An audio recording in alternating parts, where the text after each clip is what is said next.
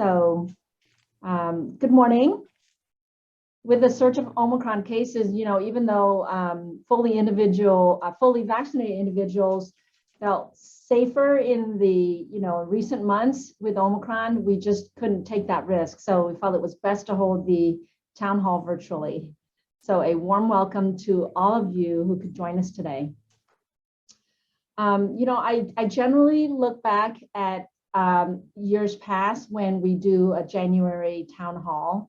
And as I look further than 2021, it was in 2020, January, this was when the first cases of COVID actually hit our shores. And so I can tell you that we're all tired. We can't wait for this to be over.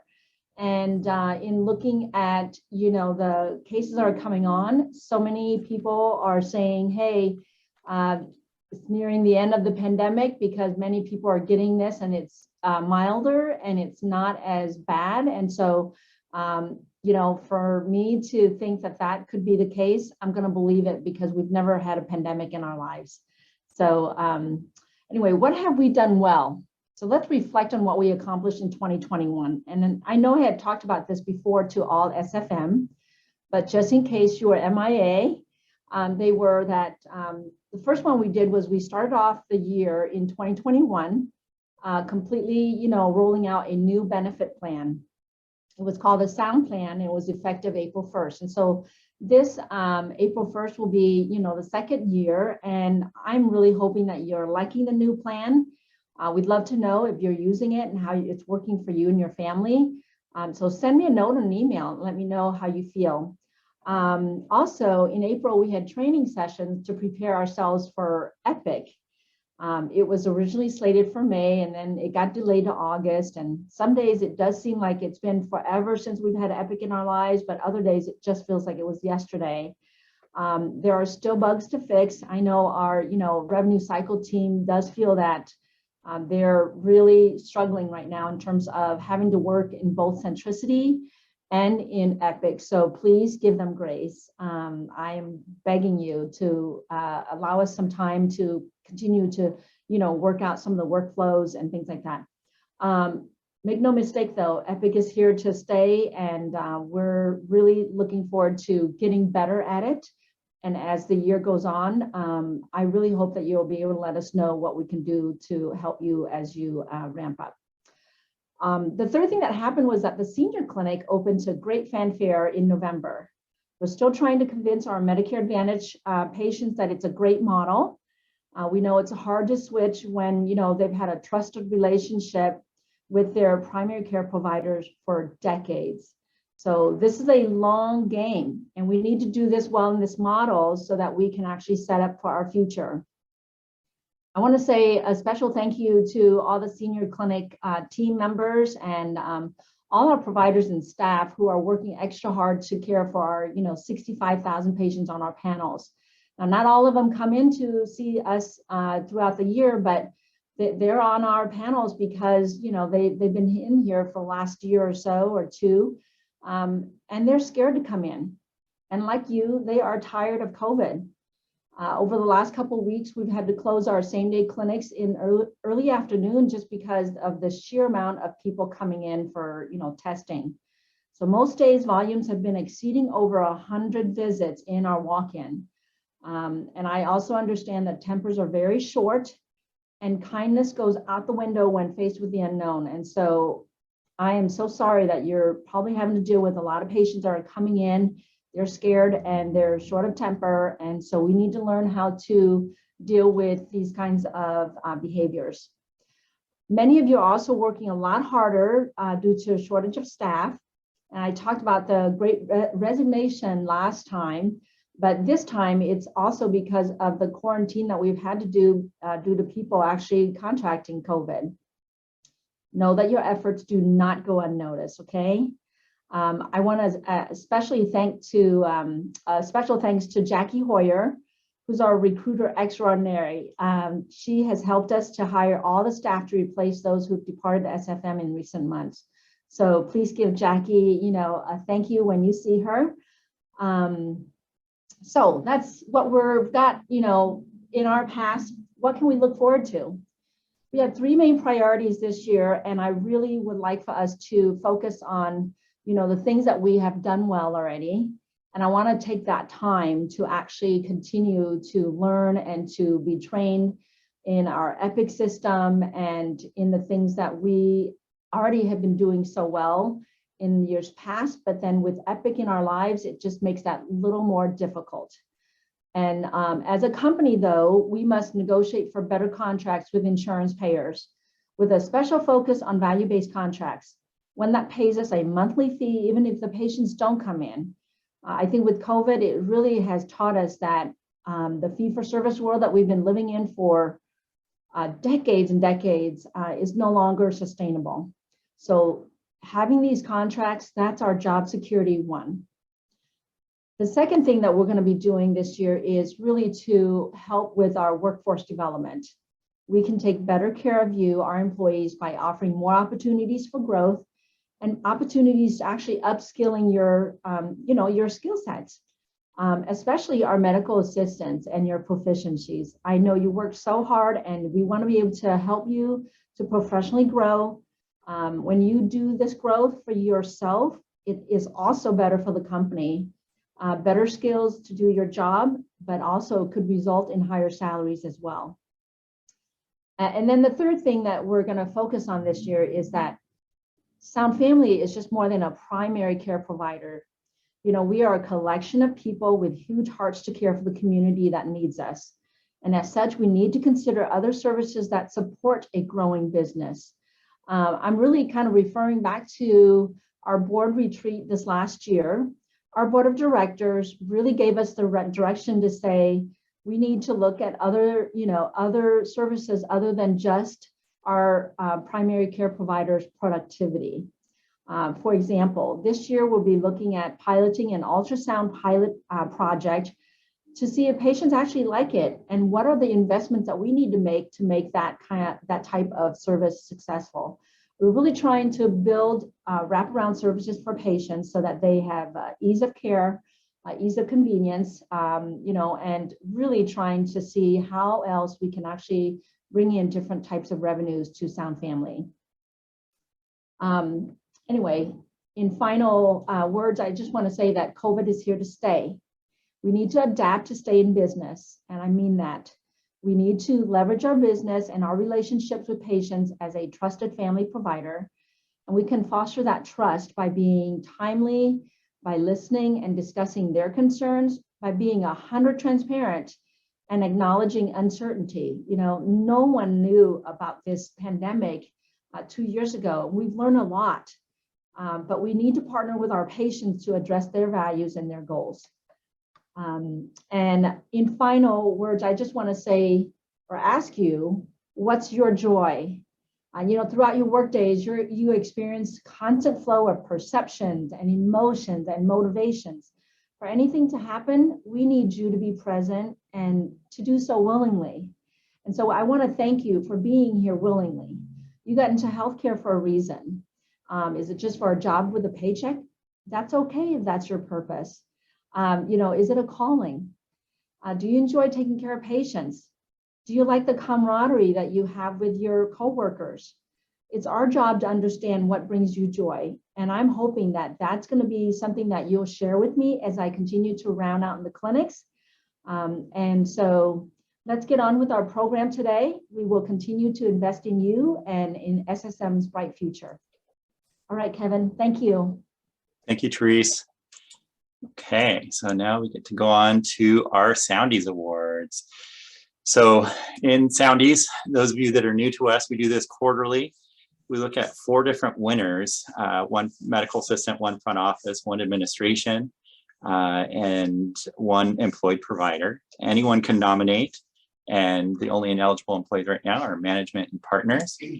What qualifies somebody? Well, be somebody that's in good standing. They have no current corrective actions or anything, have not one in the last 12 months. They've demonstrated great customer service with our patients and each other, and are an awesome team player and actively engaged in teamwork and demonstrating consistent, excellent performance. And they're a great role model for others around them. So these are what qualify somebody. And this time we had 86 submissions, so even exceeding last time for the fourth quarter. And we have, from those 86 submissions, there's a number of people that had duplicates, et cetera, and that got us to 46 nominees. So let's celebrate those nominees. In the medical assistant areas, we had Kayla Johnson, Michelle Reyna, April Lee, Alexis Ibarra, Ashley Washington, and Destiny Kiloa. We also had Kayla Toves, Corina Goon, Sarah Boson, Dolores Pasiano, Haunaz Omar, and Amber Taylor, as well as Naomi Richmond, Jordan Young, Lynette Graves, and Madison Fox. So let's give those guys a round of applause for our medical assistants. Yay. And for our front office team, we had Tara Thomas, Rita McGowan, Jada Tapic, Anna Hebert, Sandra Jensen, Carrie Reba, Cheryl Hall, Rochelle Vick, Orlana Caro, Tanya Henley, Kelly Corpus, and for our administration. So let's celebrate those guys, yay. And for our administration team, we had Shauna Hedrick, Jackie Hoyer, Candy Lowry, Kim Mitchell, Madison Barker, Rachel Richter, and Julie Welch. So let's celebrate those guys, yay. And finally, for our providers, Addie Bush, Adriana Zamora, Jerry Duras, Amandeep Mann, Heather Hokinson, Dale Nelson, James G, James Majors, Jean-Pierre Neves, Andrew Poplowski, Spencer Fodchuk, Tracy Jefferson. And so let's celebrate those guys. Awesome, way to go.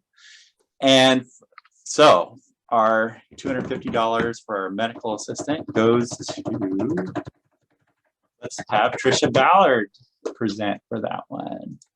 So this team member is someone that is often sought out by other clinic locations. She's always available to help.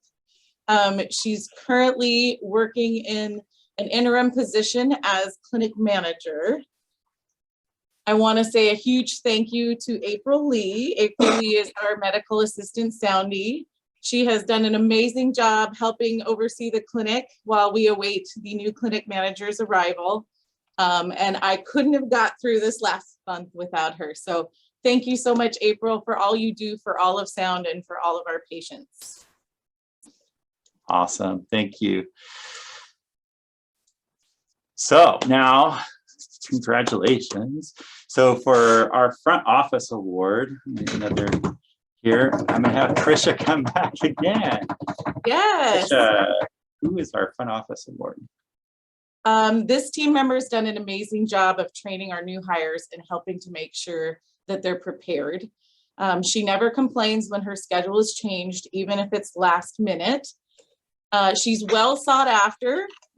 People ask for her by name, and she does a great job and goes above and beyond. So huge thank you to Rochelle Vick. We really appreciate everything that you've done here for us at Sound Family Medicine. Our patients even ask for you, and we have to explain that you are afloat.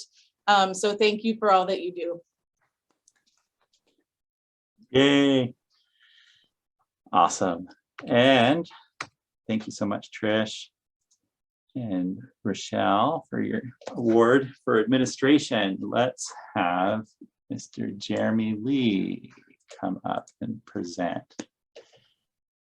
Yes, good morning, team. I am excited to present for a person that has been with us for just over a year, and she has done an amazing job of giving all of herself and time to getting the clinic supplied with everything that they need, getting all of your purchasing wants and desires taken care of as much as she can within the financial budgets of all of our constraints. But she's also just done a great job of balancing our accounts payable as well as some clinical purchasing on the side. Some comments from some other clinics, they say she's keeping us afloat with orders, always doing her best to get it stocked. She's efficient. Our clinic would not be running if it wasn't for Kim's help and dedication in our medical purchasing. She jumped in with both feet. She's always gracious with requests and very patient, and that is her picture. Thank you so much, Kim Mitchell, for everything that you're doing for us. Yay. Awesome. Congratulations. All right. For our provider, we're going to hear from Dr. Merrifield. Okay, so our provider soundie goes to Mr. Fodchuk, Spencer Fodchuk. Things that have been said. He genuinely cares about his patients and team. He's engaged with ensuring all of his team is cared for by taking care of patients and listening to their concerns. He's always willing to seek out answers from other providers to ensure that he's got the patient well cared for. He's a pleasure to work with. He is the king of efficiency and compassion. He's always willing to share his epic tips with all of us and time savers. He also gives the best elbow forearm greeting bumps.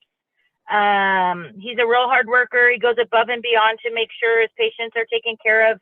He treats his coworkers with utmost respect. Someone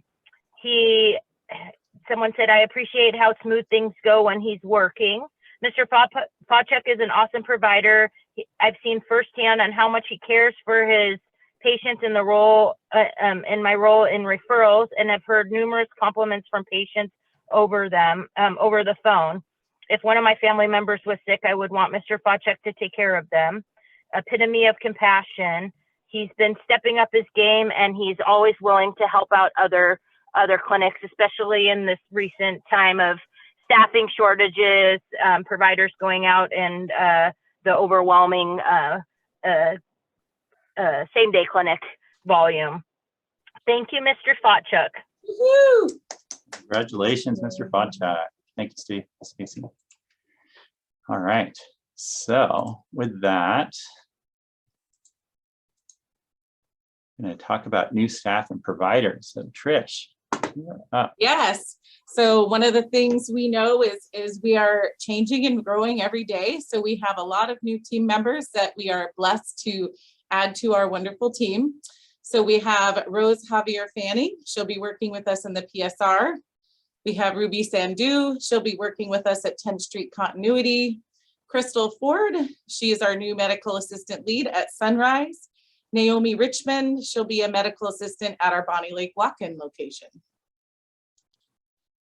We have Jefferson Issep from IT support. You've probably already seen him out and about in the clinics helping us out. Erin Draghi, medical assistant at Bonnie Lake. Sierra Franquez, medical assistant at 10th Street Continuity. Hannah Jorgensen at 10th Street Continuity as a medical assistant as well. We have Vondre Newell. He's one of our new medical assistants at Senior Clinic. Paige Perret, revenue cycle support clerk here at admin. Brianna Randell, our check-in care coordinator at Sunrise, and Faith Nazanek, medical assistant at Sunrise as well. We have Elma Cornejo, medical assistant at Sunrise, Cassie Hansen, medical assistant at 31st Street Continuity. Sharon Hansen will be working with our PSR team. Melania Townsend Falk is a medical assistant at Sunrise Clinic as well. We have Ashley Pruitt, check-in coordinator in our flow pool. Tree Donaldson, patient account rep here at our revenue cycle building. Christine Metcalf, medical assistant at Senior Clinic. We have KBN, she'll be joining our referral coordinator team. And we have Keegan Lowry, who's helping us in the PSR as well as patient representative in revenue cycle. Let's celebrate all those new team members. Awesome. We have some new providers too.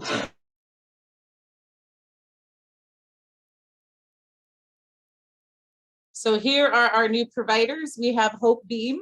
She's an experienced nurse practitioner who is working per diem. She will be picking up a lot of shifts in our walk-in clinics. You may have already seen her.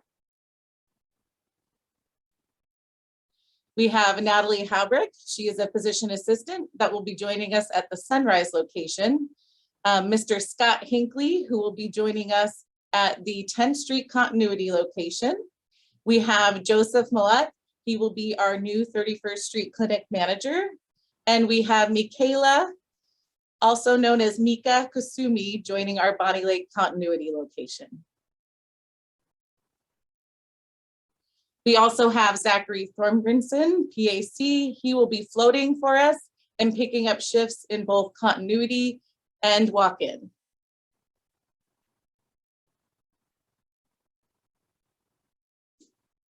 We have lots of new staff coming soon, January 31st. So we have additional medical assistants, referral coordinators, a graphic designer, as well as compliance and education specialist to help Miss Jackie Coffey out, who's been doing a fabulous job of filling multiple roles. People will remember who that person is. It's gonna be Olga Kugel, who was with us previously at our Sunrise location. Awesome. Thank you so much, Tricia. All right, so now I'm gonna turn over my desk here to Jackie Coffey to talk about de-escalation.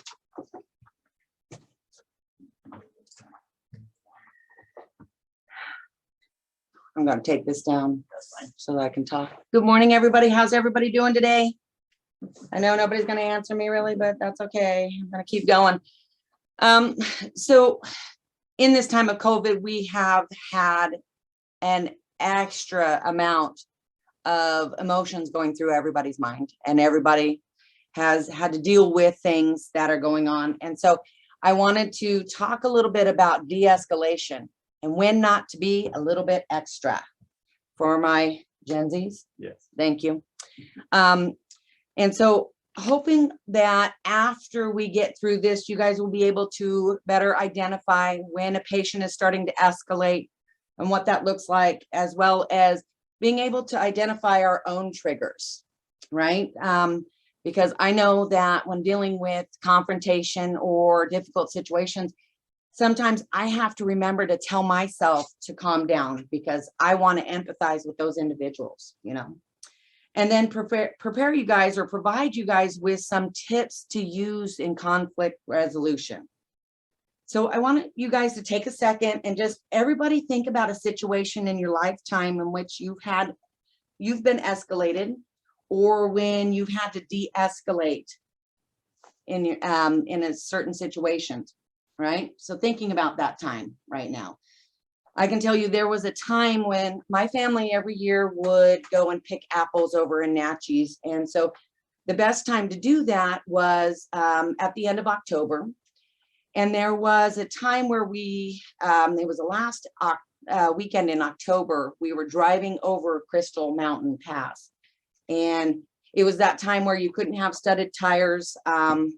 And so we started going up over Crystal Mountain and it started snowing. And I'm talking about it snowed buckets. By the time that we got up to the top, it had already gotten like almost a foot of snow. It was ridiculous. And I can tell you, when you get up towards the top portion of it, it gets windy.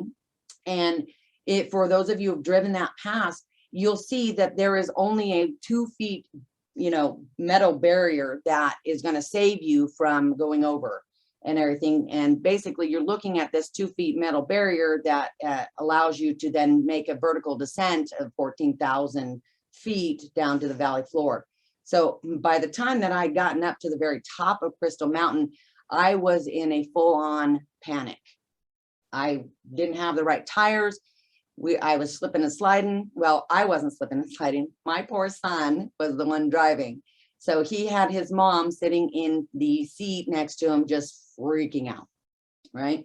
So we get to a spot where we can turn around and I jump out of the car. I fall onto the ground and start making a snow angel because I am trying to calm myself down. And it was amazing. My son gets out of the car in a calm voice, says, "Mom, it's going to be okay." And he fully de-escalated that whole situation. And so I can really appreciate when you're in those kind of situations, when there's fear or feeling unsafe, that it's important that we are trying to de-escalate, to be calm. And so I'm hoping I give you some of those tips and tricks to be able to deal with that kind of situation, because I can fully relate when those kind of situations come on. So generally, there is a lot of the times underlying causes of escalation. Fear, feeling unsafe are generally really good indicators. Now, Other indicators of or causes of feeling unsafe or escalation might be the patient doesn't feel like they're being heard, and so they're trying to get their point across. Or there might be physical illness or mental illness involved. You know, just general loss can be another reason for a patient to escalate. And so when you're seeing or dealing with a patient like that, you're going to want to watch what's going on. And so you're going to want to listen to what they're saying, how they're saying it. Are they getting aggressive? Are they pacing? Are they clenching their fists? You know, you'll see them start to breathe rapidly like that. And sometimes you'll even see them go from a regular stance to what they call a roostered stance, where they puff out their chest and they're leaning towards you type thing. You know, and they rock back and forth on their toes, that type of thing. And so these are all indicators that a patient is starting to escalate, right? We've probably seen it. A lot of them can be verbal cues or they're nonverbal cues.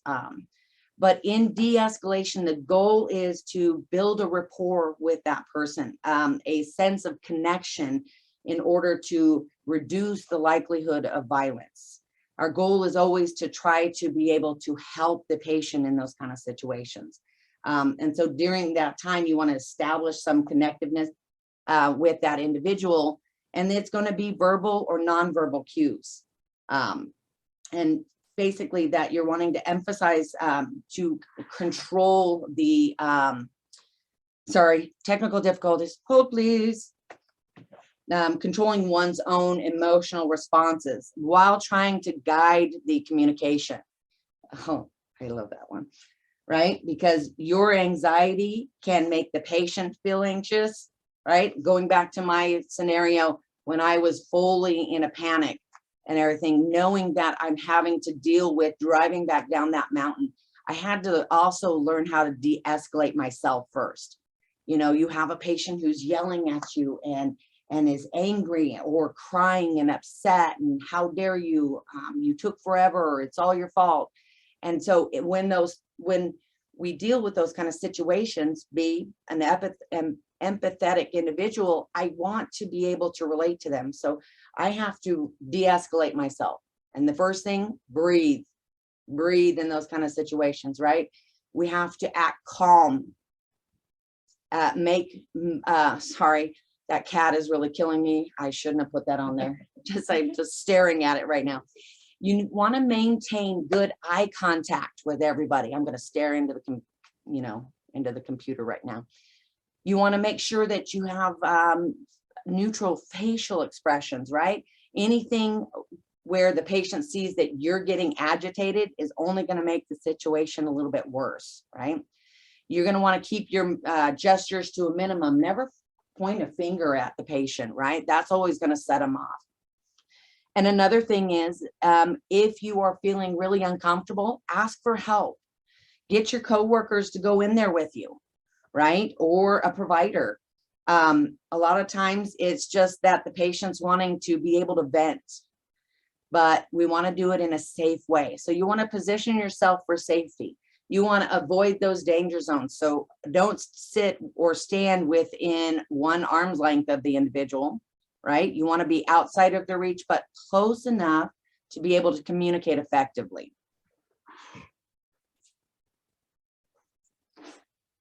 But you want to identify what triggers you in that situation as well. But with that being said, we want to be empathetic listeners as well.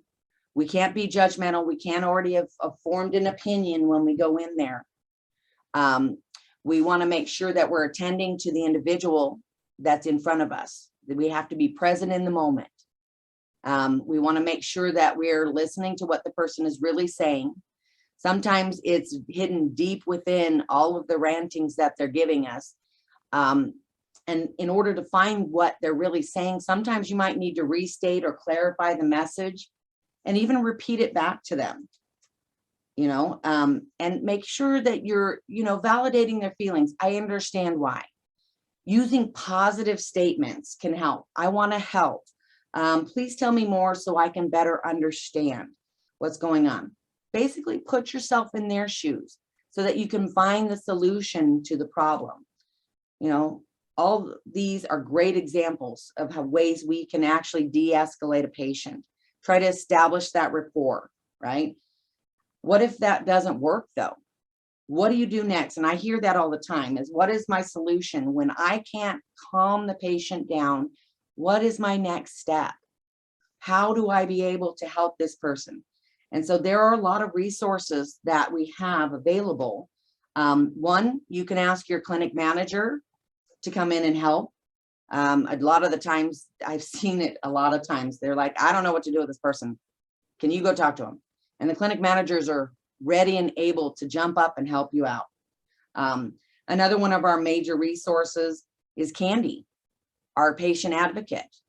And I'm going to actually step out of this position for a second because I want Candy to talk about what she does and what to do in patient escalation. So.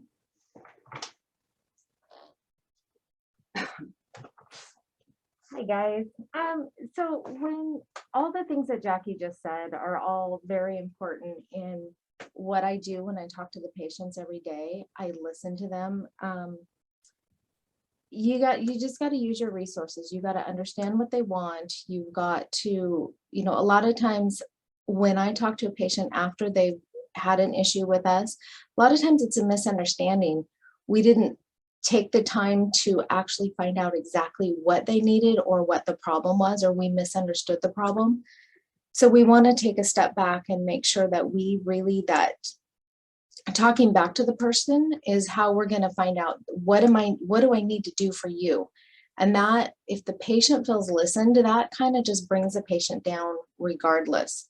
If you feel like you're in a situation, especially maybe the same day clinics, you're out at the front desk, there's nobody around, excuse yourself and say, hey, let me go get a medical assistant to help me with this. Go back, get somebody to come back out with you.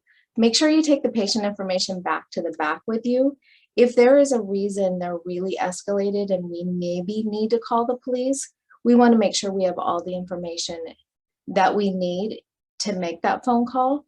But we also want to be very clear, be subjective with exactly what the facts are. We don't want to exaggerate anything that's going on. Just know that if the police come, they're going to be serious. So we have to know that that's the right thing to do. But I don't want anybody to feel like they can't do that. So it's important. You have to feel safe as well. So, okay. And can you talk about the we listen? Yeah. Escalation policy when discharged or not? So the We Listen email is a great resource to send things to or to me directly. It gives me a chance to look into things. Also, if we have a reason to discharge a patient, I need all the facts. Like we need everything well documented. We need to know exactly what happened, and it's got to be facts, not I felt this, but statements. The patient said this, the patient did this, so that we have a clear understanding. And I talk to all of these patients, but I take direction from the providers, the clinic managers, all of that information when we make a decision to possibly discharge a patient, because we don't want to put up with what's going on, but I need facts and everything well documented to take that course with the patient. So, okay. You're welcome. All right. Hold on a second. My computer timed out. Of course, and I can't put in my right password. Okay, well, thank you, Candy, for taking time to just kind of talk to us about what's going on. You guys, we've had an increased number of patients coming in the office in the past few weeks, and hopefully some of these will, things that we talked about this morning will give you some tips or techniques in order to be able to engage in those encounters and help our patients. But your safety is one of our highest priorities. So please be safe out there. Thank you, Jackie. Thank you, Candy, for that. We're gonna now move on to our next piece. Jeff, you are up. All right, awesome. Good morning, everyone. Just want to take a little bit of time to talk about Epic in regards to quality and tips. So we can go to the next slide, please. So sort of to regroup, why are we in Epic? Why are we in healthcare?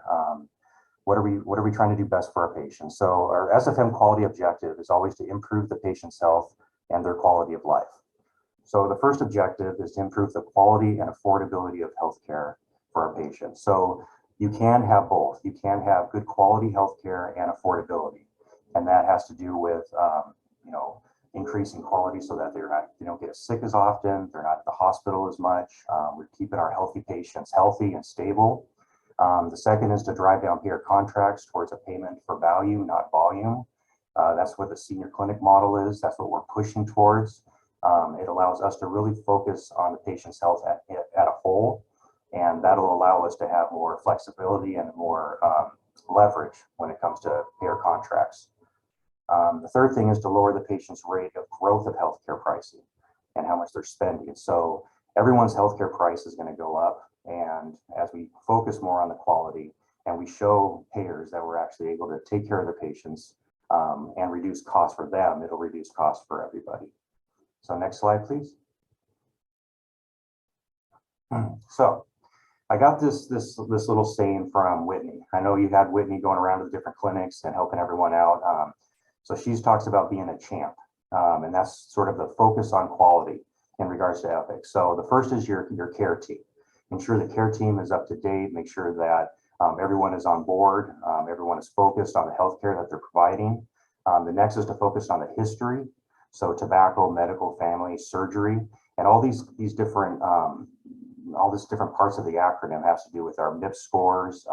And as we get more into Medicare and Medicare contracts, MIPS is going to become more and more important. The third thing is allergies. So the medication allergy list, make sure that's up to date. Medications, make sure you're reviewing the medications with the patient when they're there. And then the problem list, ensure the problem lists are up to date and that we're addressing what's needed. Next slide, please. So when you're reviewing the chart with the patient, before you sign the chart, please make sure that in the bottom left-hand corner of Epic, there's a Start Review button.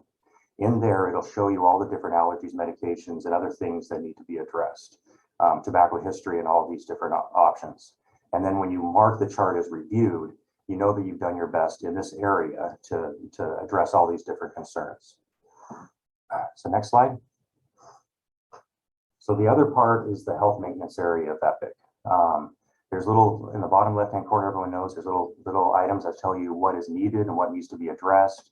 Please make sure you can go in there and address and complete each topic if it's needed for that day, just to make sure that we're keeping on top of all the different healthcare needs of our patients. Okay, so next one.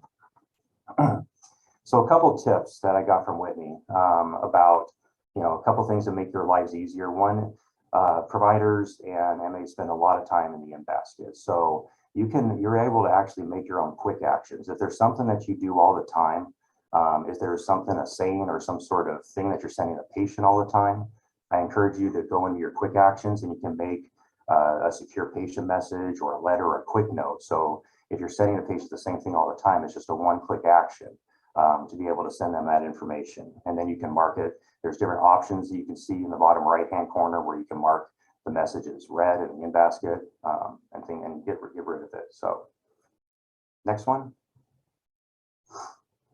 So another one is to create a macro.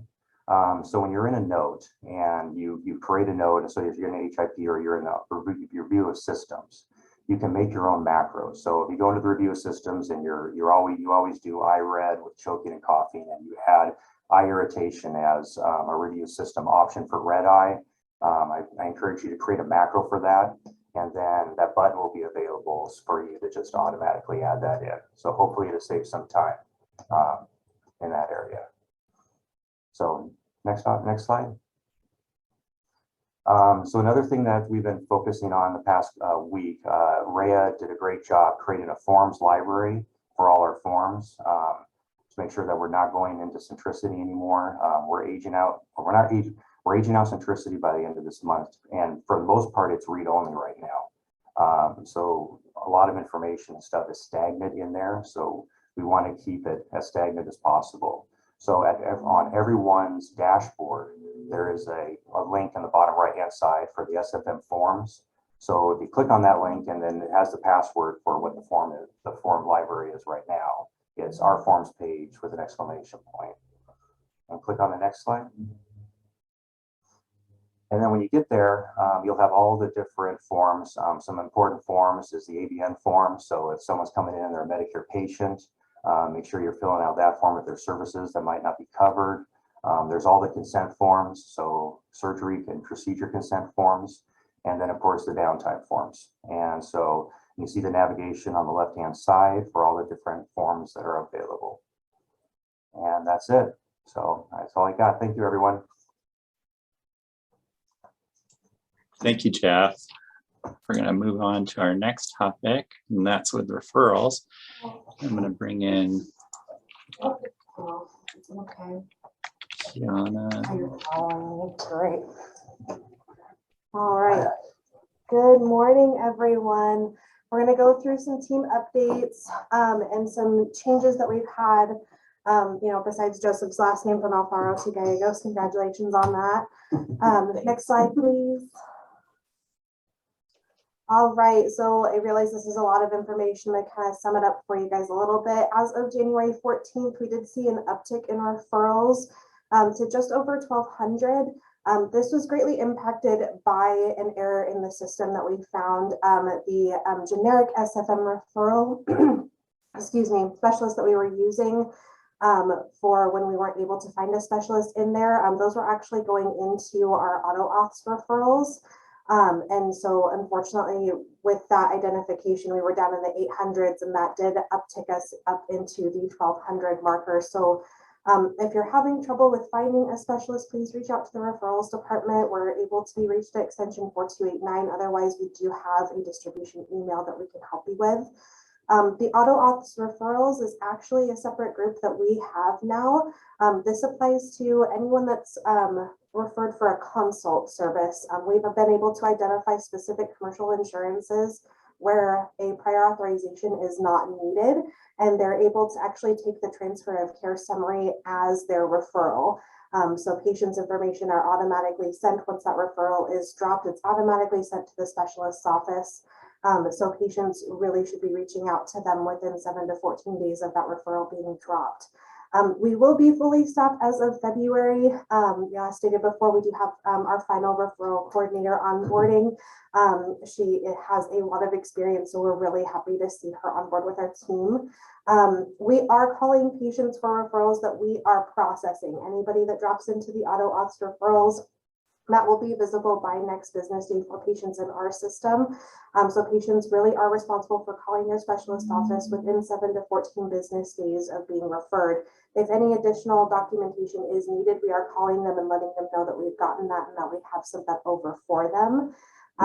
But this also is stated on the after visit summaries and the transfer of care documents that are sent to the specialist office. So please be empowering patients to be calling the specialist office to engage in their continuation of care. Next slide, please.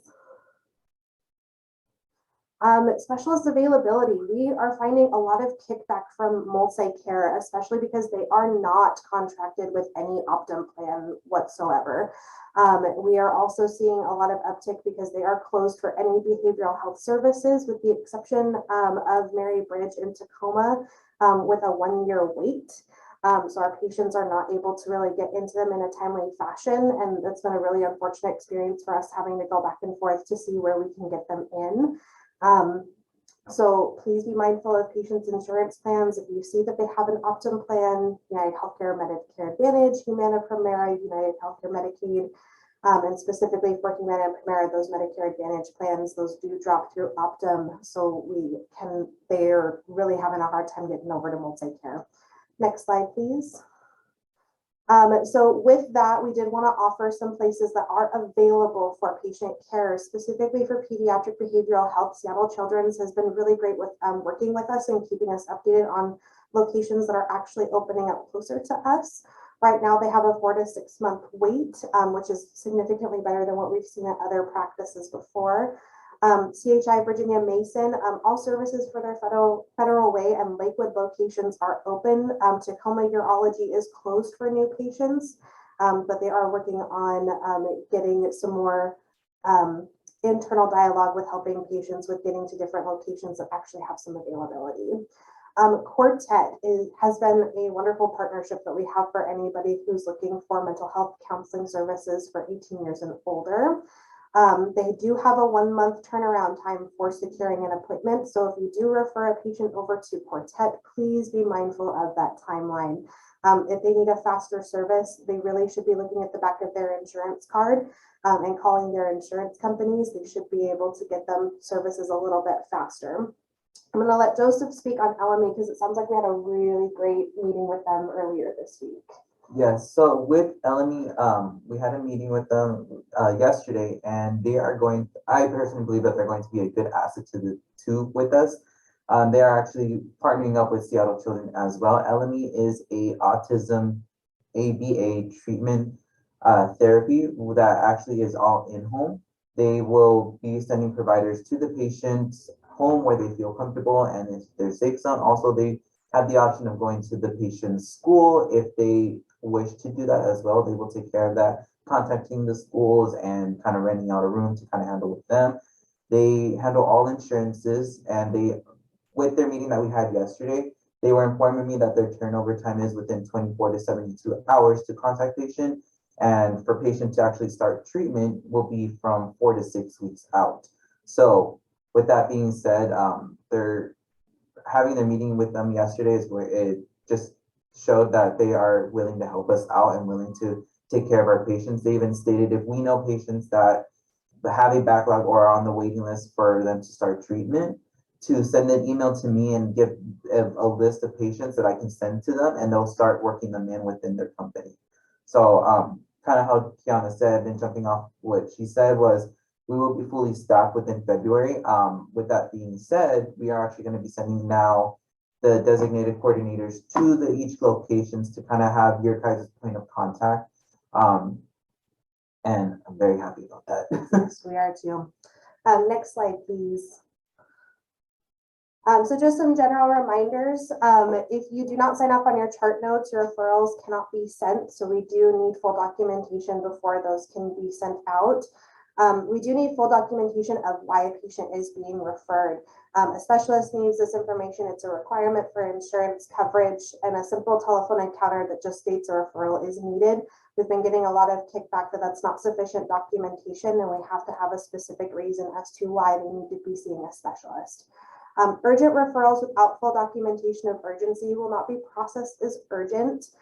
This is because it can actually take longer if we don't have the proper documentation to be able to actually send those referrals out in the timely fashion.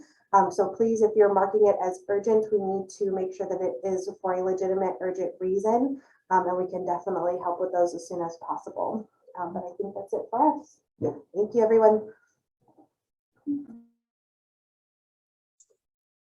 Thank you. Let's move on to our next segment.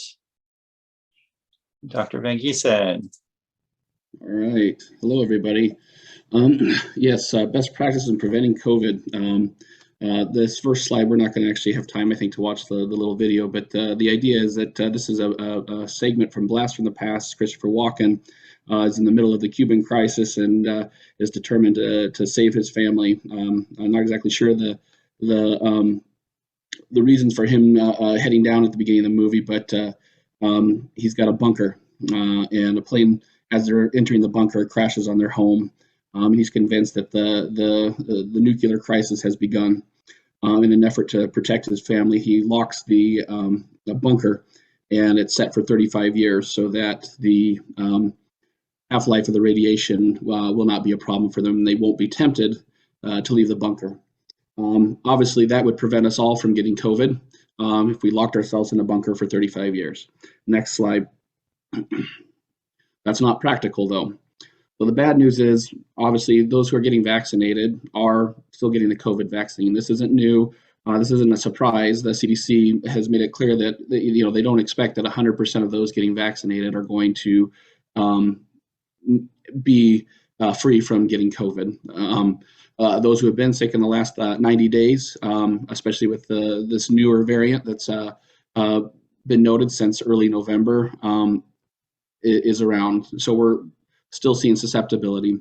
Those who have been boosted may also find themselves getting COVID, particularly with this new variant. And masks, while they help, they may not be as effective.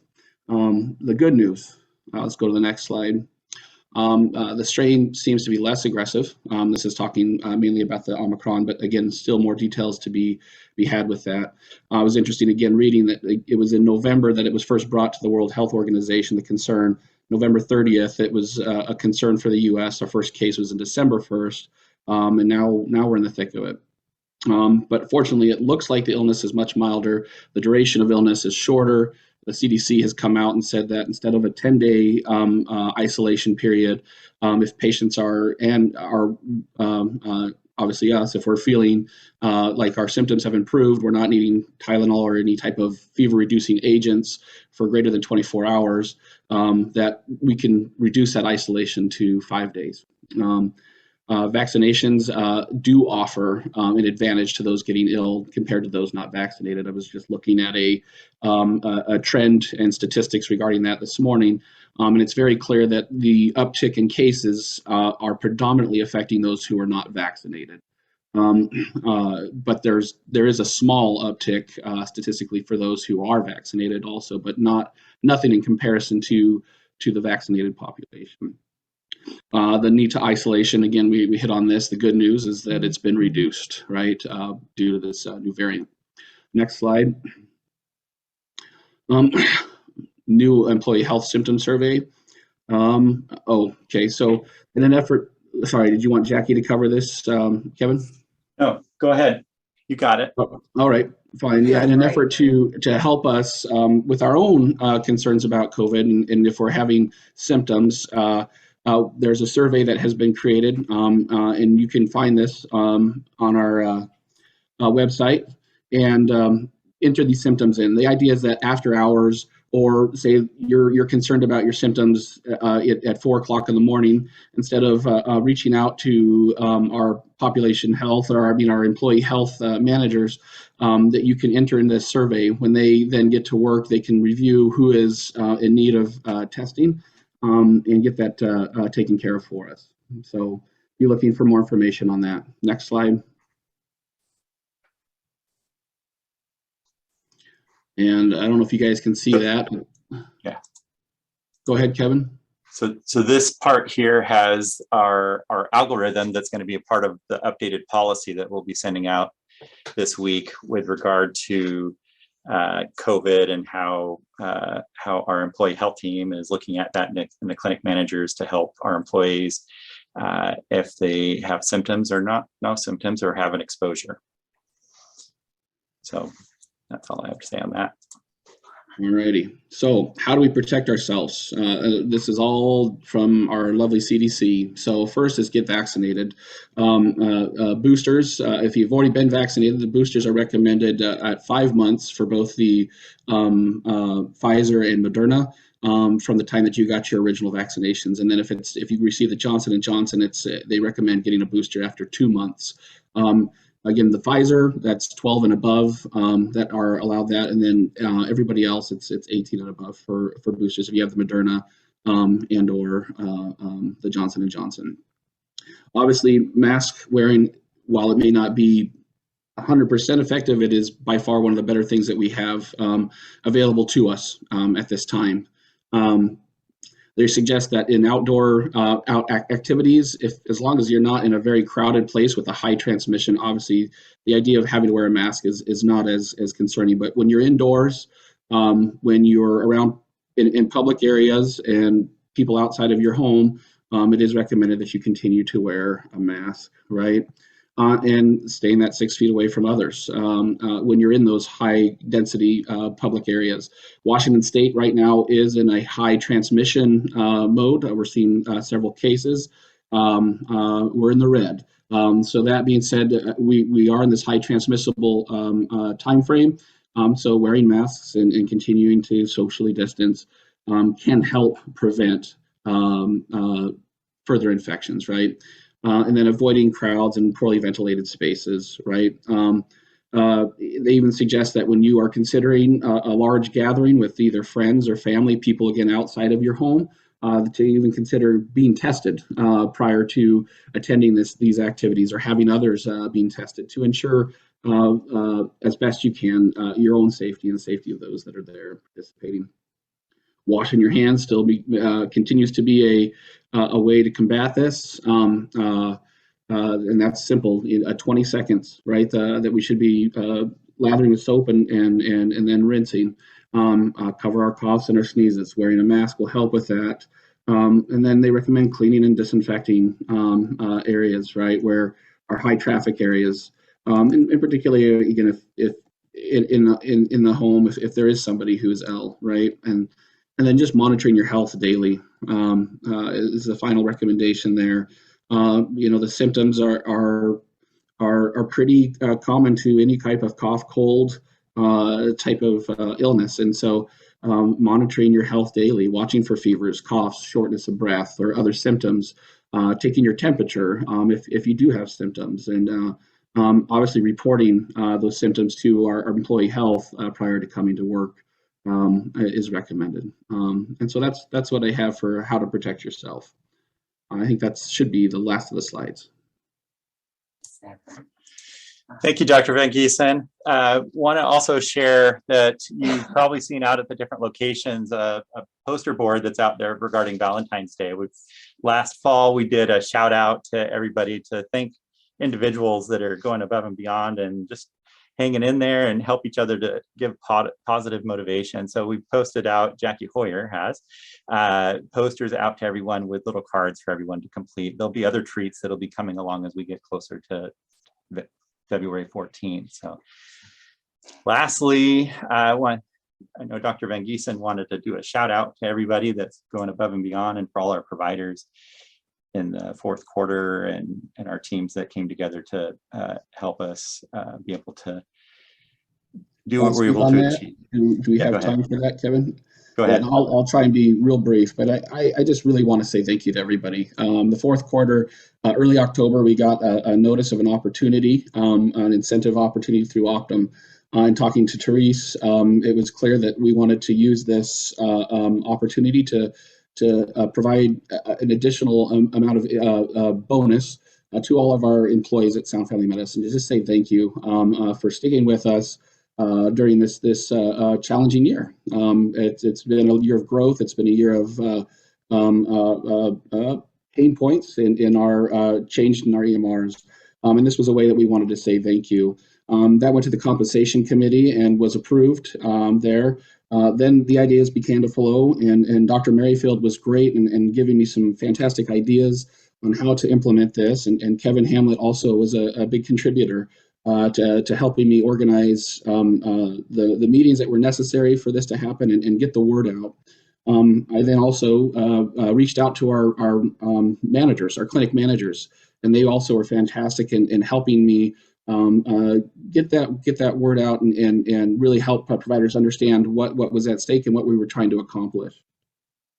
Our providers were amazing. I loved getting texts from our same-day clinic providers in particular, and as they were closing out care gaps through the visits that they were seeing in the same-day clinic when they had time. And even Optum, when they heard about what we were trying to accomplish, got involved. We had Vicki Schaub once a week through the end of the year at our clinics there to assist and help and answer questions regarding the HCC gaps and the chronic conditions forms that continue to fire. And then ultimately, we had our meeting, and during our meeting, that was part of the gateway to achieving those incentives. We got word in the middle of it that one of the presenters was not going to be able to present, and that unfortunately we wouldn't be able to realize those goals that night. And quickly, I got a hold of Kevin Hamlet, and between the two of us, we were able to reconcile that issue and move forward with our plans and get that meeting taken care of so that we could move forward. And the beautiful thing is that the work that was being done prior to that meeting had already qualified us for those incentives. And so again, a big shout out to our managers, to our administrative staff, to our compensation and board for really allowing this to happen. It tells me how much all these people care about our staff and in Sound Family Medicine. So thank you so much. Thank you, Dr. Van Giesen. So we are at 8 o'clock, but we do have questions that we have here. We are recording this, so we can continue to go on. If you do need to go on, we're gonna send out this recording and send out the slides with the answers to this as well. So want to keep everybody in the loop. So our first question is for Therese. What is the most important achievement you hope to accomplish in 2022? And can you share more information about our strategic plan for 2022 and how each department plays into our success? Well, it's a great question, and I hope I answered some of it in my remarks in the beginning. But I want to be able to make sure that we continue to engage and provide all our staff with a great experience in 2022. Awesome. Yeah. Second question we have is, will SFM be expanding in the near future? I think with so many changes that we've gone through already, I don't want to bring any more changes to our people, but definitely we are always open to looking at small, practices that want to join a large practice like ours. So that would be something that we would be open to. But other than that, I can't see us expanding any more than we are. Okay. Thank you. Mm-hmm. Next question is for Valerie. Is there going to be a market increase for medical assistants in 2022? And are there any chances of raises this year and or hero PTO? Yes, so we are currently in the budget process for 2022. We're almost finished wrapping that up, and then we will have the budget submitted to our board for approval.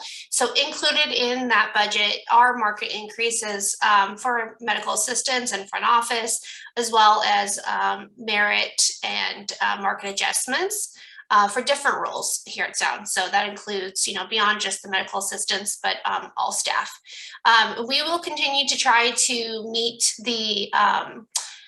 the same sort of process that we've done in prior years, including, most of our staff have their reviews in April, and that would include your merit or market increases. And then our management team usually has them occur in October.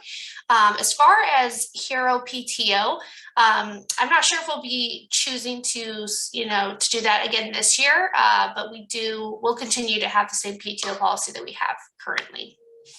Hopefully that answers that. Thanks, Val. I know we are working on a modification to our PTO policy that we'll be hopefully presenting later this year. So, all right, next question is for Tricia. Not necessarily a question, but a suggestion. I think there should always be 2 people who work in the walk-in clinics on the weekends for security reasons. There are patients that come in that are very disrespectful and yell at front desk staff, and if things escalate, there seems to be no one there to back up. It puts a lot of stress on the single person working at the front desk and makes you feel uncomfortable and unsafe. So we should always be ready to ask our MAs and providers for help. I know Jackie went over that today. You're never alone. We try to staff the schedule according to volumes. I know for a fact that we've been reaching out, asking other people to pick up shifts because we have seen increased volumes. So great point in time for me to say thank you to Cheryl. I know she's picked up a lot of front office shifts, as well as Jenny. She's picked up a lot of medical assistant shifts as well. So we are always looking at that balance between the number of patients we have in comparison to our expenses and our revenue. So at any time, if you do need to leave the desk to grab another team member, you are more than welcome to do so. We never want you to feel alone. If you've had that experience recently, please talk to your clinic manager so that we can make sure we get things situated in a way that makes you feel safe. Second question is, with walk-in clinics closing reception early on some days, including other clinics, we keep our doors unlocked until 7 p.m. Our front office staff helps guide patients to seek help elsewhere. And with the use of de-escalation videos, taking steps to secure yourself with another team member, getting their name, how can SFM protect the front office staff from angry, frustrated patients after trying to de-escalate a patient? So I think Candy did a great job answering that question. At any time, if you feel threatened or a patient in the waiting room feels threatened, we have the right and the ability to call 911. As Candy shared, we have to be very thoughtful about how we share the information. The police will respond accordingly. And then, of course, use that process of getting another team member, and we will work with Candy if in the end we need to look at doing a formal discharge. We at Sound feel that our patients should be just as respectful and thoughtful to our team members as we should be to them. And we will make sure that we support that process once we do the investigation. So please let your manager know right away if there's something that occurs. And again, it is okay to contact the police department if you're truly feeling threatened and the patient is not de-escalating. Thank you. Another question, is there or will there be a way to schedule telehealth appointments straight from my chart? Currently, there doesn't appear to be a way. So long-term answer is yes, this is a build.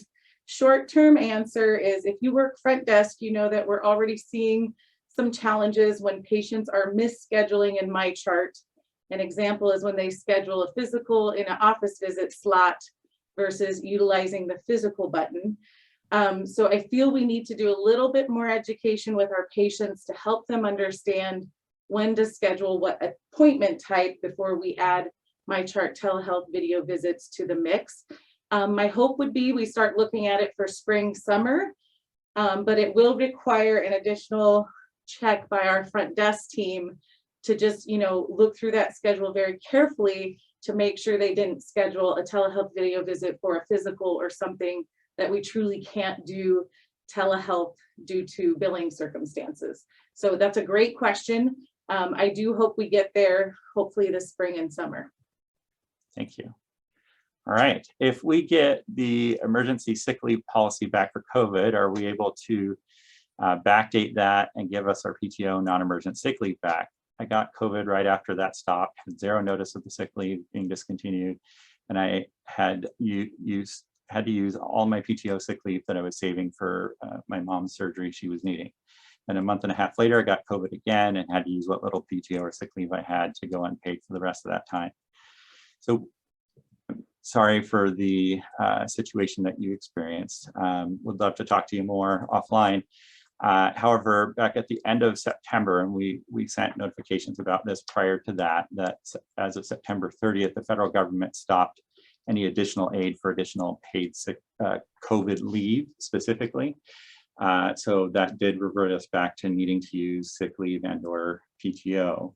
And if for some reason, if you're becoming vaccinated or there's certain circumstances in place, there is a way to request additional PTO related to COVID that will be on our chart. We'll send that information out later today, but it's on the hub. So I hope that answers that question. And the second question we have here, can you go over the new COVID policies when it comes to having to take time off if sick, especially if you don't have the PTO or sick time to cover your absence? How would FMLA play into that? So FMLA could play into that if it goes long-term. Typically, we haven't had to. If somebody's coming back within 7 days or 10 days, we may not employ FMLA, but if it looks like it's going to go longer, we could employ FMLA. We just talked about those PTO and sick time rules that overplay what was previously there. So I hope that answers that piece there. You will be required to use sick or PTO if you have those to use that. So, with the recent COVID exposures at work, why aren't vaccines mandatory at SFM? Well, they actually are. We made them mandatory in the middle of October. And we do allow for 2 exemptions, and they're legal exemptions that both the state and the federal government allow for. One is medical, if somebody has a severe allergic reaction to the things that might allow somebody to become vaccinated, or another CDC recommended medical exemption. And there's the religious exemption as well. And we have some employees that are in both of those categories. So when those occur, they're going to be required to wear masks and face shields if they're in the clinic setting with patient-facing areas, and in our admin be wearing masks at all times. So if you are eligible and you want to become vaccinated and you had an exemption before, you're ready to do that, let us know. We'll help you get there. So next question is, a few minutes back, or a few meetings back, we discussed the option to work from home and readdressing once we are live in Epic. Now that we're months into Epic, is work from home going to be an option soon? Well, as we get more reporting access in Epic, we're going to consider this more. There's still things that we're in process of updating within there. We appreciate all the work everybody's been doing to help our patients in this implementation. And for those departments that don't involve direct patient care, I would recommend talking with your manager or your director for your department for specific information regarding that department. There may be opportunities in there depending on the situation. So that's what I have for now on that question. Another question we got that we didn't get to yet build a slide for is, what is going on with our current COVID testing supplies? One thing I want to quickly share before I hand this over to Goldie is that the health department did just send us an email saying they are now going to be honoring antigen testing for schools, but they also need to have an additional confirmatory molecular test or a repeat antigen test within 48 hours. So know that we are going to be working through that process with Jackie and sending out new recommendations, because Goldie will share what's going on with our current testing supplies. And we want to make sure everyone understands what our next step is based upon what supplies that we have. And then I also want Kiana to share what we're telling patients when they call in to make appointments for COVID symptoms. So Goldie, can you give us our supply count? Up here.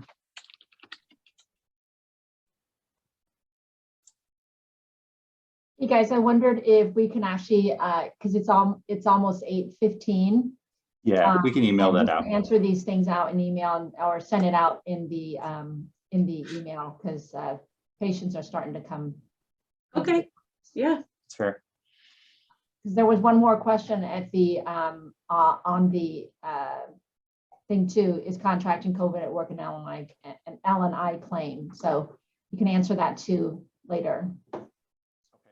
We'll send that out in the email with this. So, all right. Well, thank you everyone for your time. Appreciate all the information, all the questions, and we'll make sure that we answer any of the other questions that are still listed on here with you as we conclude today's meeting. So thank you.